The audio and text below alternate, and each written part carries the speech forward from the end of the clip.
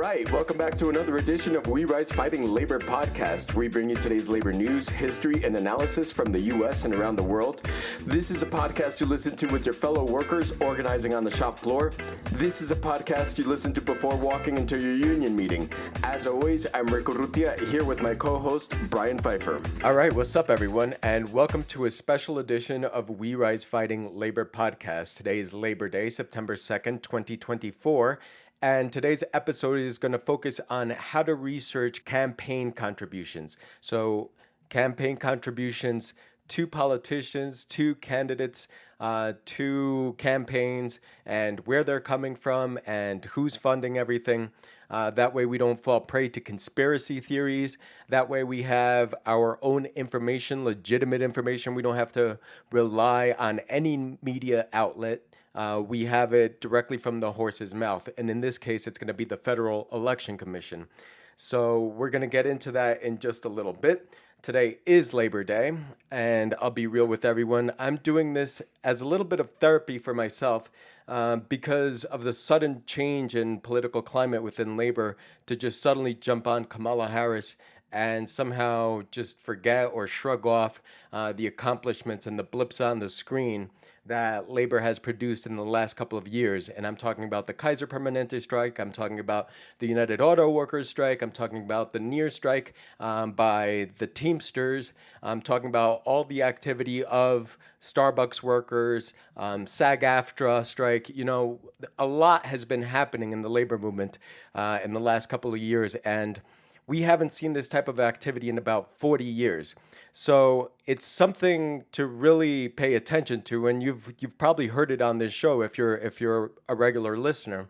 And another thing that really captured our imaginations here on this show was the railway strike, or the potential railway strike, the strike that didn't happen.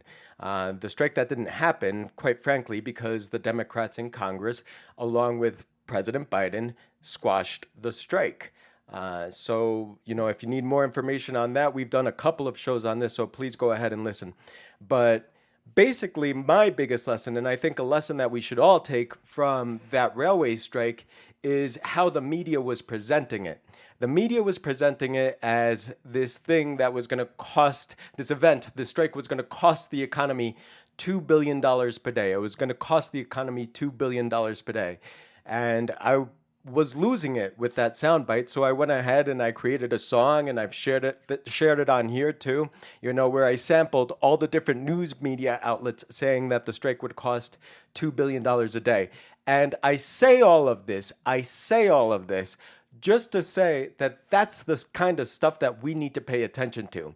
When the U.S. media, when the corporate media comes out and says the strike is going to cost $2 billion a day, that tells us a lot. That basically is a signal that tells us how much our labor is worth, first of all, but it's also a signal that they don't want that. They don't want a sudden change in production or a sudden wrench in production. They don't want that sudden change in profits or revenues. You know, they don't want a kink in they want to carry out business as usual.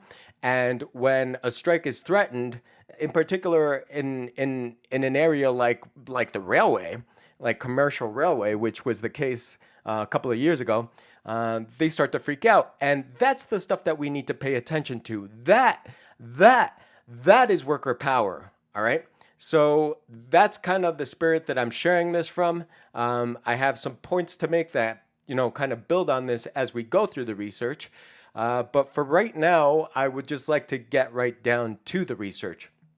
So as always, you know, I don't rely on news media outlets. So we're not going to CNN. We're not going to NPR.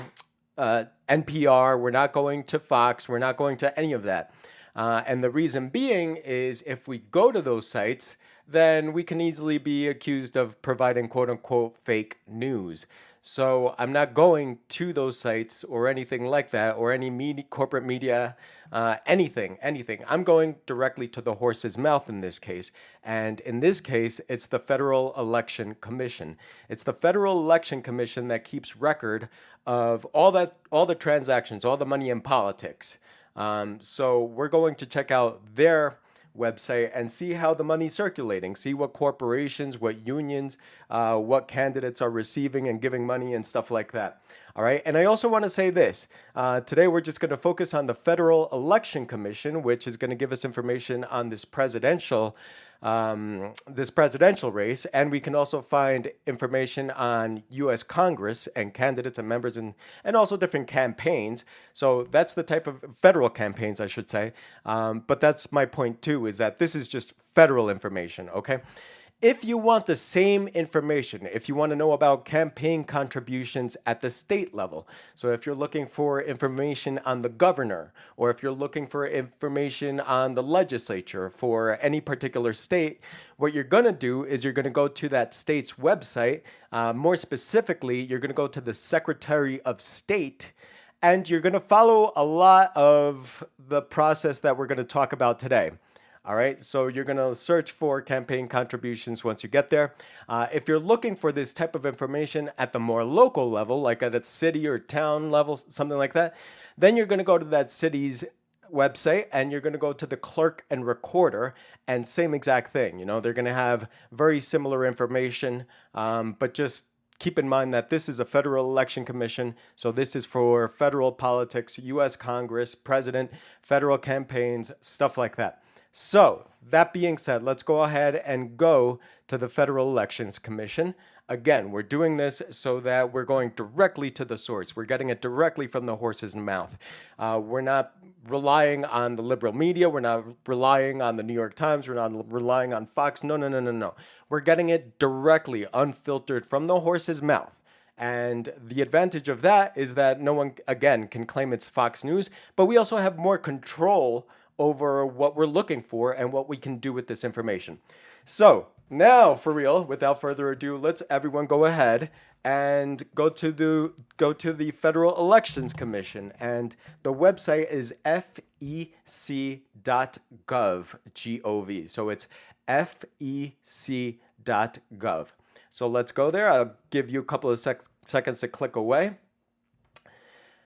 And presuming that you already did that, once you're on the Federal Election Commission website, on the upper left-hand side, and again, this is, September 2024, so I don't know if you're going to listen to this in 5 years, if the layout's going to be a little different, but the idea will always remain the same, okay? So right now, 2024, September, you're going to go to the Federal Election Commission, and on the upper left-hand side, you're going to see campaign finance data. So go ahead and click that. You'll get a drop-down menu, okay, with a bunch of other options. And we could start this in many different places, but for the sake of getting this ball rolling, let's go ahead and click on all data. Okay, and now this takes us to a place where we can look for information in a variety of ways. We can look for information by state. We can look for information by committees, by individuals. And let me take a second here to pause and just let people know, in case you're not familiar, that if you want to give and receive money in politics and run for office at the federal level, you have to create a committee. You have to create a committee to oversee the money, to track the money, to send reports to the Federal Election Committee every 3 months or whenever it's necessary. But you have to create a committee to make it official. So that's what we're going to be looking at today. We're going to be looking at 3 committees today. We're going to be looking at 3 committees today. We're going to be looking at Lockheed Martin, we're going to be looking at the Teamsters, and we're going to be looking at AIPAC. All right, so let's go ahead and get started. And yes, right in the middle of the screen where it says look up candidates and political committees, we're going to enter Lockheed Martin. So let's go ahead and do that. I'm doing this right along with you, and you'll see that a drop-down menu comes down.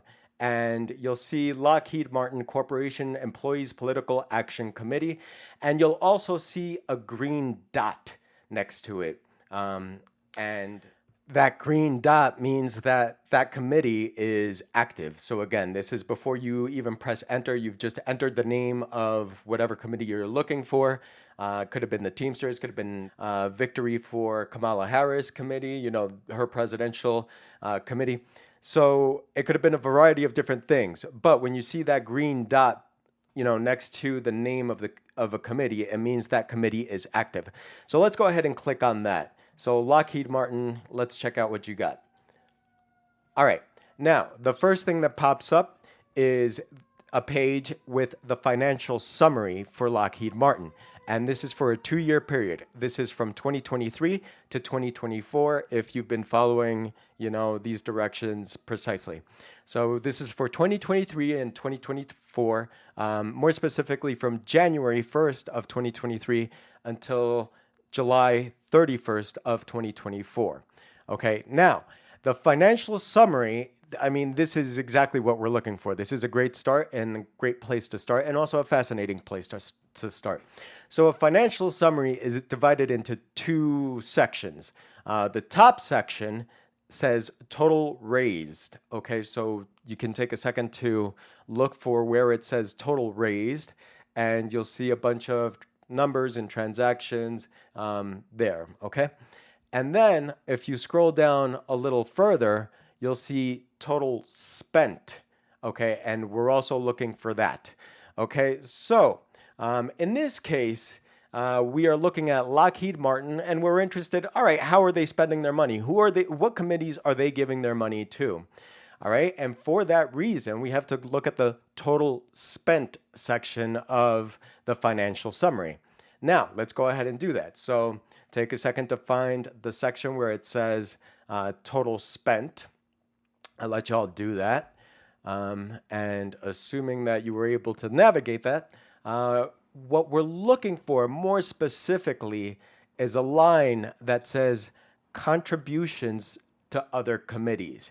Again, contributions to other committees in the total spent section of the financial summary for Lockheed Martin. That's where we're at if you just needed reassurance or anything. All right, so contributions to other committees, and to the right of where it says that, there's a number, $2.7 million, and you can go ahead and click that. So off the bat, what we already know is that from January 1st, 2023 to July 31st, 2024, the Lockheed Martin Political Action Committee has given $2.7 million to other committees. Now, what were those other committees? Again, go ahead and click on that $2.7 million.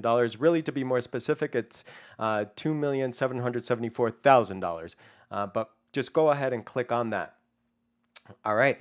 Now, this takes us to another page. And if you pay close attention, you'll see that there's a total of 1,396 transactions here. Okay, now that's a lot to go through.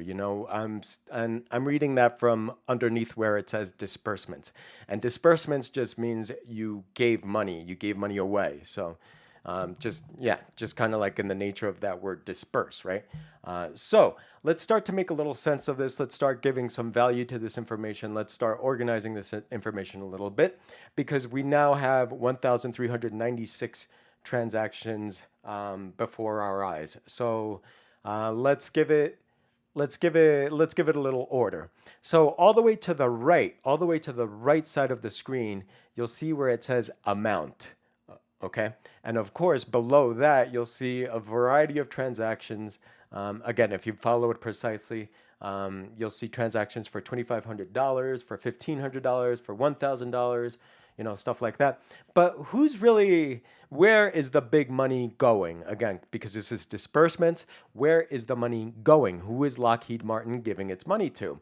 Well, let's go ahead and click amount, so that the information is ordered differently. Now what you should see is the amount of disbursements organized from the largest to the smallest. All right. And we're starting at $45,000. Okay. So this is a disbursement that was made on May 8th, 2024 from Lockheed Martin to the Republican National Committee. Okay, $45,000 on May 8th, 2024 from Lockheed Martin to the Republican National Committee. Okay, no big surprise there. And so this next transaction won't be any surprise either. On that same exact day, on May 8th, 2024, Lockheed Martin gave $45,000 to the Democratic National Committee. All right, so they gave $45,000 to both the Democratic and the Republican National Committee on May 8th, 2024. Okay, not fake news. I'm not making this up. Didn't get it from Fox, didn't get it from the New York Times. Yeah, I got it directly from the horse's mouth here on the Federal Election Commission. All right, let's continue on, though, because there's more transactions. There's almost 1,400 transactions. But right off the top, it's juicy, man, because the next two transactions are essentially the same. It's $45,000 to the Republican National Committee on April 5th, 2023, and $45,000 to the Democratic National Committee on April 5th, 2023. Same exact amount, same exact dates on both these transactions, and both to the Republican and the Democratic National Committee. All right, so yeah, folks, when you're asking me why I can't get jazzed about Kamala Harris, why I can't get jazzed about voting for a Democrat, this is one of many reasons, because I know this is going on. Okay, and then underneath that, and I'll let everyone else, any listeners, just explore on their own. But underneath that, the fifth transaction, if you're looking at it, the way I've described and the way I've laid out, if you're looking at it, the fifth transaction down should say DCCC, and they were given $45,000 on March 20th, 2024. Now, what is DCCC? I don't know, but luckily you can click on it. So let's go ahead and click on it. All right, and it takes you to their financial summary. But before we get into that, I don't want to focus on that. Before we get into that, let's look to the left of the screen to where it says About This Committee and click there. Okay, it takes you to a page where it says About This Committee, and it lists the committee name, the mailing address, who the treasurer is, in other words, who maintains the money and who reports to the Federal Election Commission. And then at the very bottom, there's something that says Statement of Organization, and that's a PDF file. So let's go ahead and click on that and see what kind of information we get for DCCC. All right, now we've opened up a PDF file, and I don't see the name spelled out, but what I do see is a website on page 1 that is dccc.org. So let's go ahead and go there. So dccc.org. So what are you? All right, Democratic Congressional Campaign Committee. There is our answer. All right, it took a little digging, and it took a little digging, but this is the process. All right, usually when you click on this PDF, on the Statement of Organization, they'll either spell out the name of the committee that they formed, or they'll give you the website, and you can go to the website and get more information. So that's usually the case. Sometimes it may take a little bit more digging, but that's usually the case. So to summarize, we've so far looked up at Lockheed Martin's political contributions. Okay, I'm sure if we would have gotten even deeper and looked at the information in other ways, we would have found more juicy information, but I thought that was pretty good right there. So now let's do something else. This is a labor show, and let's go back to the homepage. Let's go back to fec.gov. Again, let's go back to the main page for the Federal Election Commission. And this time around, we're going to look up the Teamsters. Okay, and we're going to look up the Teamsters. It could have been any union that I picked out, but picked out the Teamsters, and on your end you can look up whatever union you want it to be, whatever corporation you want it to be, but this is just the general path on how to do this. This is just the general guidance on how to do this. So let's go back to Federal Election Commission, the main page. Again, click on all data and go back to that place where you can type in and look up candidates and committee profiles. So this time around, let's go ahead and type in Teamsters. Okay, and before I hit enter, I'm going to let the drop down menu come up. And this time, if you're following closely, if you're following these instructions closely, you'll see several political action committees for the Teamsters. So, this is because the international body of the Teamsters has its own political action committee, and apparently so do other locals and joint councils and other bodies of the Teamsters Union have their own political action committee. But just because I'm familiar here, I know that the main one is called DRIVE, which stands for Democrat, Republican, Independent Voter Education. Okay, so I had already typed in Teamsters to look up their committee profile, and that's going to be the first option in the drop-down menu when I type in Teamsters. So I'm going to go ahead and click on that. All right, as usual, it takes us to the financial summary. And here, just so we go through the motions here, if you look again, total raised at the very top of the financial summary, if you look at total raised and you click on, and you find the line that says itemized individual contributions. Again, that's itemized individual contributions. I'll give you a second to find that. There's $578,863.10 to the right of where it says itemized individual contributions. That's a number I just want to cover here for the sake of this presentation. So again, we always have to be very careful as to what information we're presenting. In this case, if you have followed these instructions carefully, you'll be seeing information from January 1st, 2023 to July 31st, 2024 for DRIVE, Democrat, Republican, Independent Voter Education, the PAC of the International Brotherhood of Teamsters, the political action committee of the Teamsters. Okay, and again, right now we're looking for the itemized individual contributions who gave to this political action committee. So let's click on that $578,000 figure. And again, you'll see in this case 28,000 results. So where did they get their money from? These are the people who contributed to the Teamsters Political Action Committee. And just like last time, just like when we were looking at Lockheed Martin, there's a ton of transactions here. And in order to make some sense of it, excuse me, let's go ahead and click on amount. All right, just to see who the biggest donors to the Teamsters Political Action Committee are. Okay, and there it is. If you follow these instructions, the first transaction should be for $2,924 made on February 6, 2023 from someone named Thomas and Cornelius. And if we click on that person's name, it gives us a little bit of information about them, including to tell us that this person is an international representative of the Teamsters. And this person's employer is Teamsters Local Union 812. So this is the type of information that we can get. All right.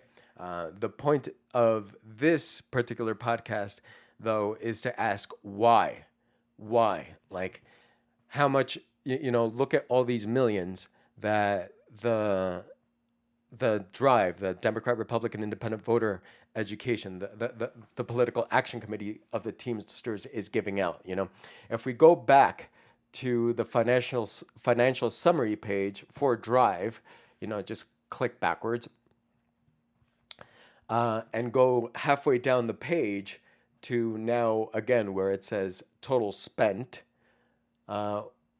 This time again, we're going to look for contributions to other committees.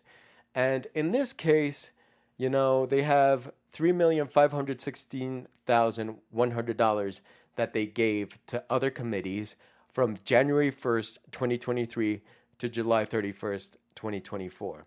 So $3.5 million. Again, what would this look like in the strike funds? Union after union after union after union.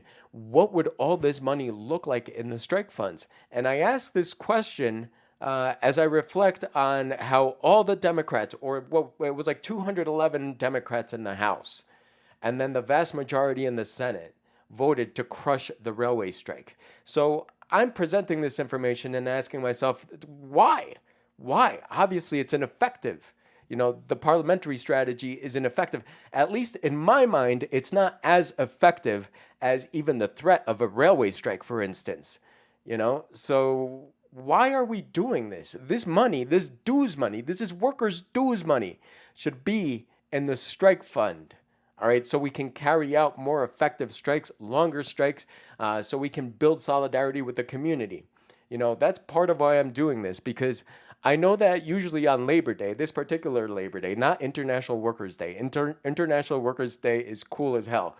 But this particular Labor Day is kind of whack, because it's just about like hot dogs in the park and buy American and vote Democrat. Or if you're, Teamsters and the trades and the firefighters, vote Republican. Or, get out the vote. Like they're getting out the vote for these people. Like, why? Why? Why? Why? The thing that made the media scared and cry out that it's going to cost $2 billion a day, the thing that made them say that was the threat of a strike. What if they had carried it out and shut down business as usual? Like, that's what they're afraid of. $3.5 million to another union or unions that are in the midst of a struggle, in the midst of a strike, that goes a much longer way than just giving it to Democrats and Republicans who in the end are going to vote to crush your strike anyway. So yeah, that's part of why I'm doing this program today, is both to share this information and hopefully give you some stuff to think about and hopefully bring up at your union meeting. So all that being said, got a little bit of an editorial out of the way right there. All that being said, I'm still here on the financial summary page for DRIVE, the Democrat Republican Independent Voter Education, the PAC, the Political Action Committee of the Teamsters. And I'm halfway down the financial summary where it says total spent, and I'm still looking at contributions to other committees. So let's pick up there before I went off on that whole thing. So we're looking at that $3.5 million figure, or $3,516,100. I said that wrong, but you know what I'm talking about. So let's go ahead and click on that amount. Let's click on that actual number. So now we're looking at money that the Teamsters Political Action Committee has given out from 2023 to 2024, okay? And there's a total of 454 transactions for this period. So let's once again give it a little bit of an order. On the right-hand side, you'll once again see amount at the top. And let's go ahead and click on that. So now we're seeing some much bigger money. Now we're seeing a $500,000 contribution to a recipient named HMP on June 27th, 2024. We're seeing a $260,000 contribution on June 27th, 2024, also to a recipient named SMP. After that, $250,000 in February of 2024, also to SMP, and so on and so forth. What's HMP and SMP? Well, if you go ahead and click on it and follow the same instructions that I offered when we were talking about Lockheed Martin, you'll get more information again. I did look at this information before recording, and I do know that it stands for House Majority Project and Senate Majority Project. What those are exactly, I couldn't tell you, but I'll leave that for you to research.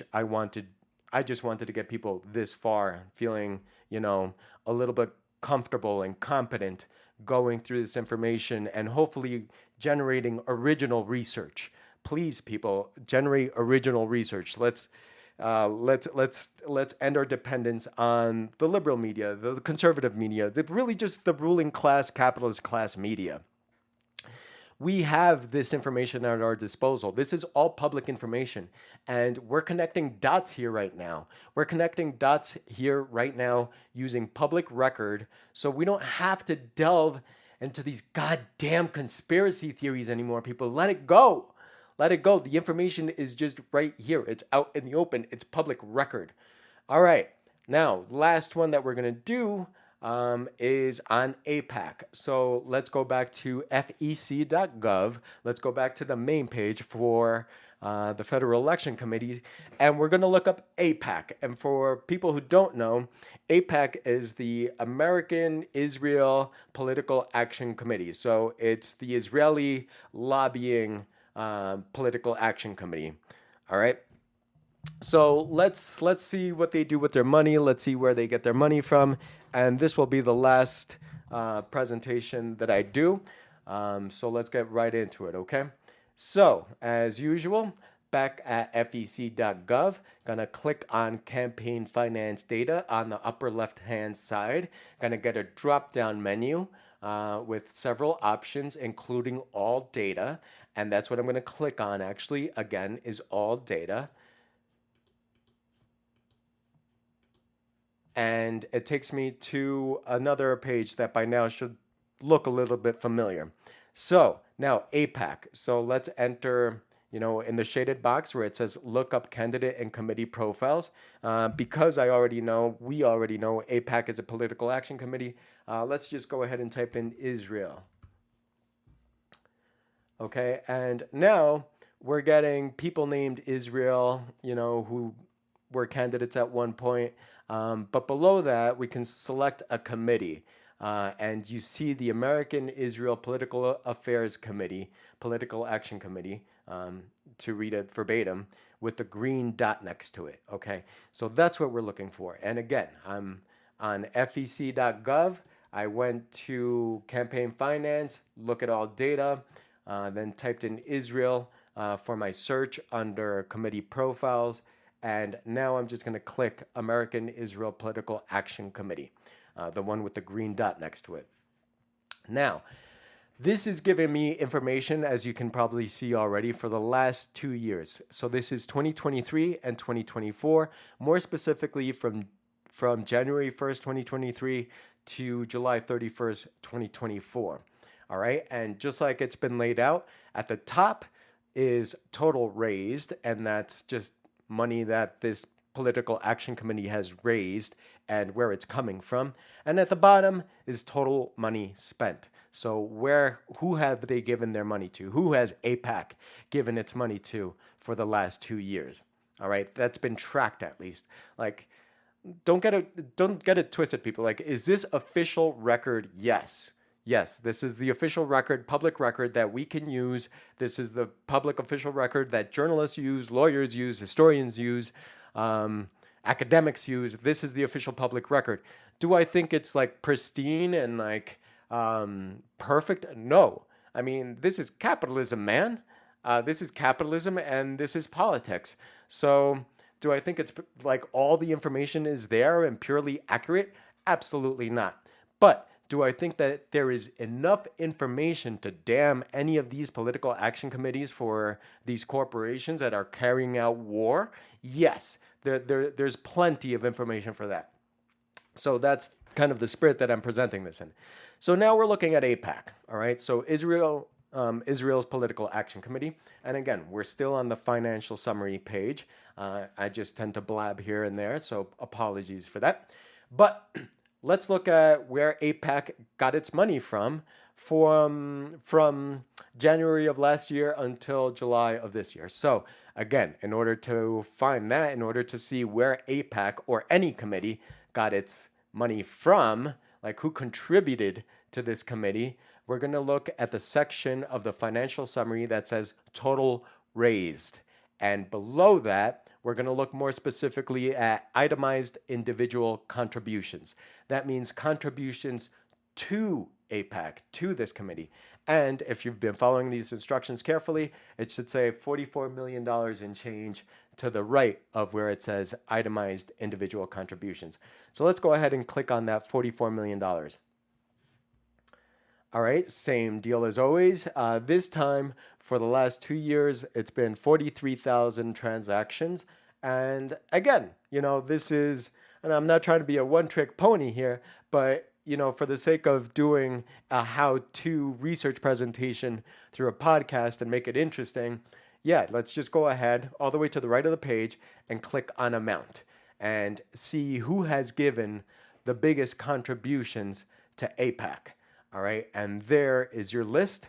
I'm not going to go ahead and read the list, but if there's anyone or anything on either this list or any list that ever catches your attention and you want more information on it, you now know that you can click on the source name in this case and open up more information, information about the, which includes the person's name, which includes how much money they've given to date. So this may not be their one contribution. And then if you click on open image and get the PDF file, you'll oftentimes get the person's mailing address. So that comes in handy when we're looking for CEOs, when we're trying to carry out compression campaigns or pressure campaigns for unions, because folks, we really got to up the ante these days. There's a lot of class anger there, and I think it's being mischanneled towards this Kamala Harris campaign stuff. And I think we need to tap into it and turn it into a movement. And, this is the type of information that helps make that happen. In the spirit of Lenin, who talked about how we have to carry out economic and political exposures, in the course of a struggle. And we have to carry out economic and political exposures about our ruling classes and their economic circles and their political circles. Like, that's the spirit of this presentation today and other presentations, research presentations that I've done in the past. So, again, I'm still here looking at contributions to APAC, listed by amount from the largest amount to the smallest amount. And hopefully that's information that you can use. All right. To the left, you can also search for more details. So if you're curious if a specific person gave money to APAC, on the left-hand side, you can see source details, and you can type in a person's name. So here, I'm going to just type in a person's name, Zeph, because I saw them pop up once or twice already. And when I type in that person's name, it gives me all the contributions that Ron Zeff, Zeff, gave to APAC over the course of the last 2 years. So always be, conscious of the time frame and the exact information that you're presenting. And also, don't just stop at thinking that people contribute once. Some people have a lot of money. If you're a working class person, you're thinking to yourself, oh, 41,000, that's a huge amount of money. Yeah, not to some people. $41,000, I mean, that's like, I don't know, maybe that's like the equivalent of you going to the poor box on Sunday morning, Catholic church, and dropping $2 in there. This is nothing to them. So always check to see if they've made more than one contribution. One additional trick that I would like to highlight from the options on the left is the part where it says occupation. So again, we're on the left-hand side of the contributions given to APAC. And on the left-hand side, we're going through some filters that lets us, look at information a little bit more detailed.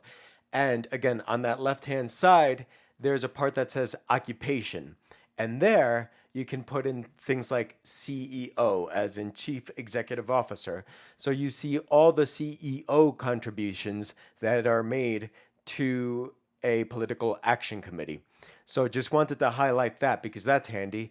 And then once you have, say a bunch of CEOs there listed for you, you can click on their name and get, their home addresses, stuff like that. So yeah, just wanted to highlight that as well.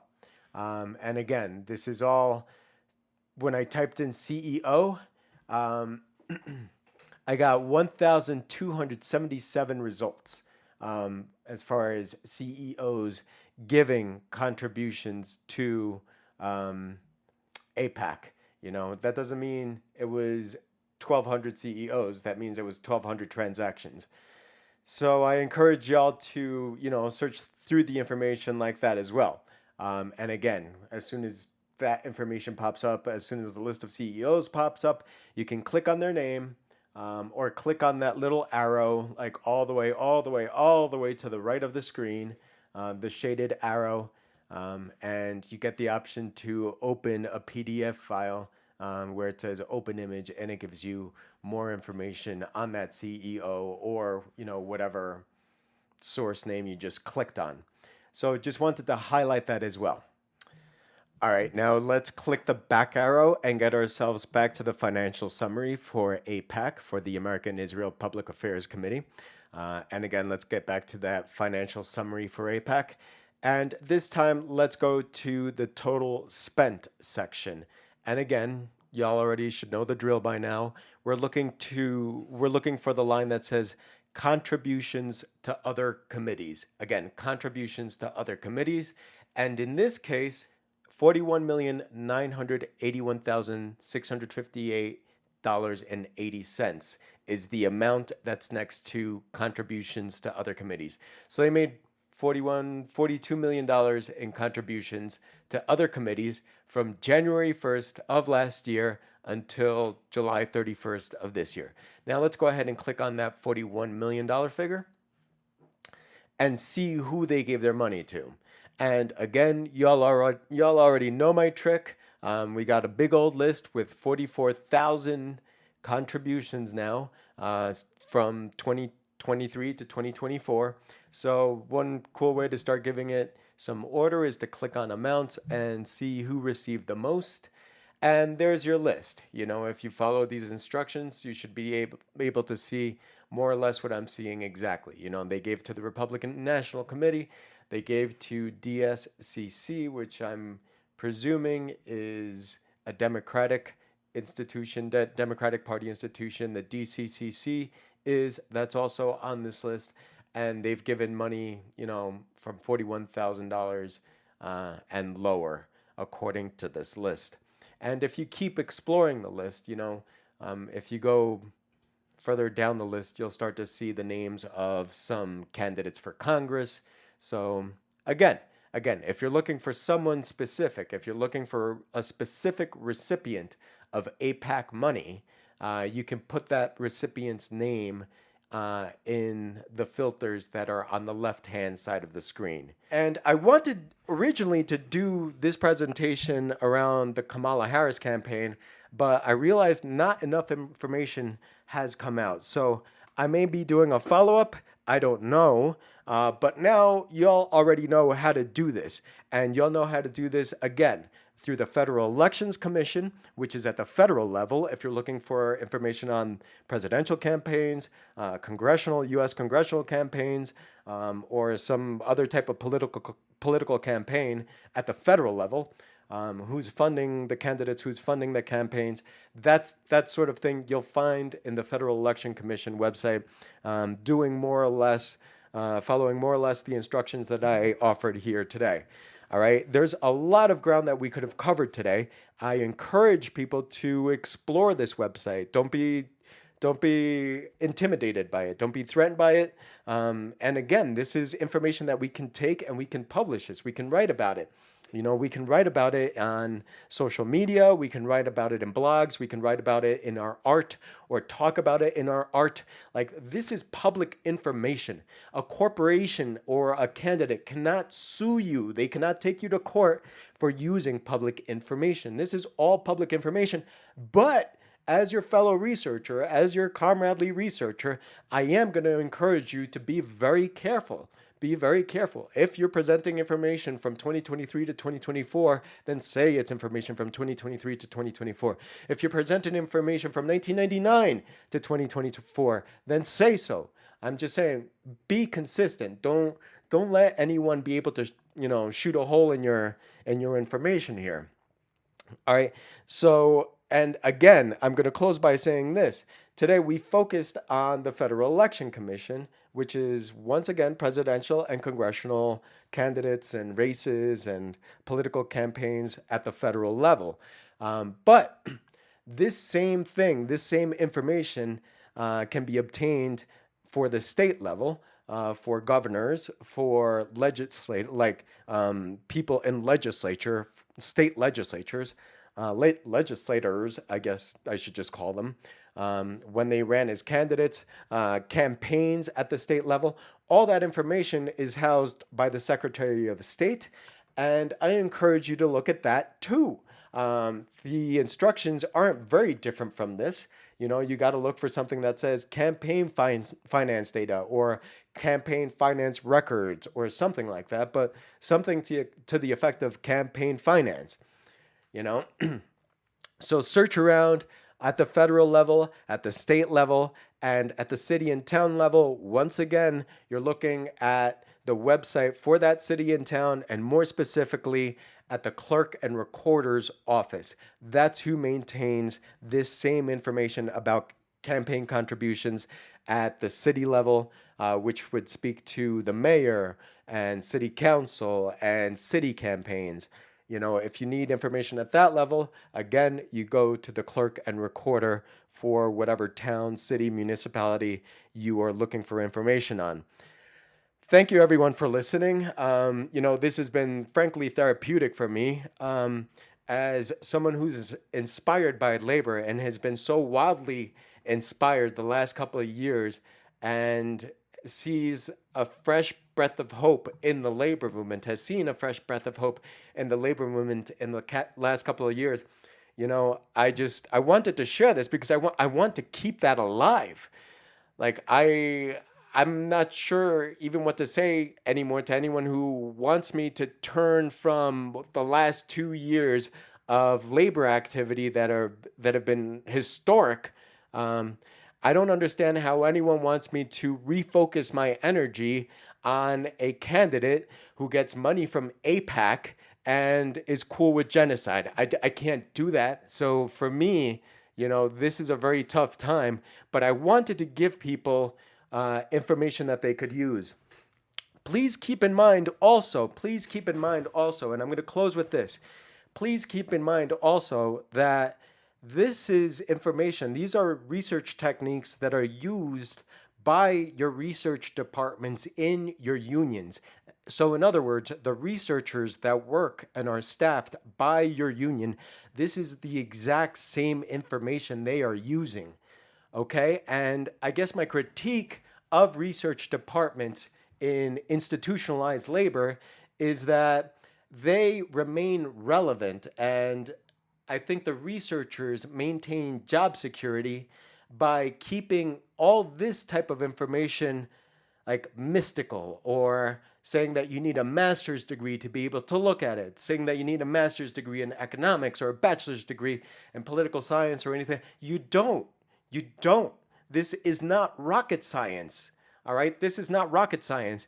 And this is information that labor critically needs to connect the dots between economic circles, political circles, and wage a struggle against capitalism, wage a struggle for workers' rights, wage a struggle to build a class movement. So that is why I'm presenting this, to keep hope alive for myself, keep hope alive for others, because even though, it may have just been a breath of fresh air the last couple of years, I'm still eternally hopeful, and I am way more hopeful about the labor movement and railway workers potentially striking and costing the economy $2 billion a day. I'm way more hopeful when I hear something like that than when someone tells me to vote for a genocidal candidate. That just doesn't make any sense to me.